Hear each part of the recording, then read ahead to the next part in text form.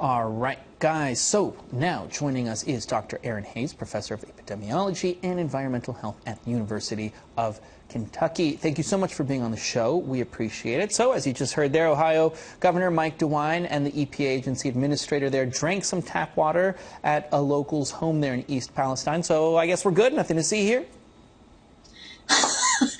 I sincerely hope that is the case. And I'm glad the governor was there on site. I'm glad that he is communicating with the public very clearly. I think that the Ohio Department of Health and EPA, their combined efforts have really been remarkable in this crisis.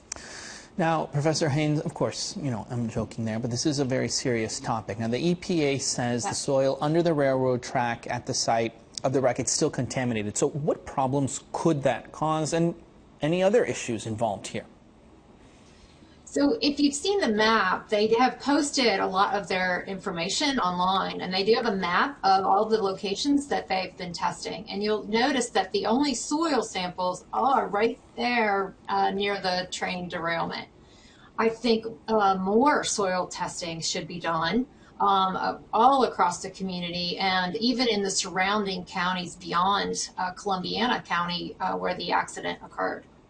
Now, I was reading earlier today, Professor, about how, you know, right now there isn't an imminent threat when you compare it to other, you know, environmental issues that we've seen across the country, like, say, you know, Flint, Michigan, and their drinking water, for example. It's not on that level. However, a lot of these chemicals, these toxins that have been released now, there simply hasn't been enough time to do studies on how they affect us in the longer term.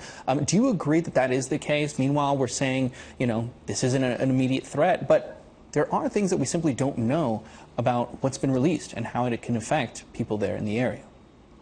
Absolutely. This is going to be a long-term issue. The air exposure that occurred following the derailment was massive, very toxic, but now has dissipated and is gone.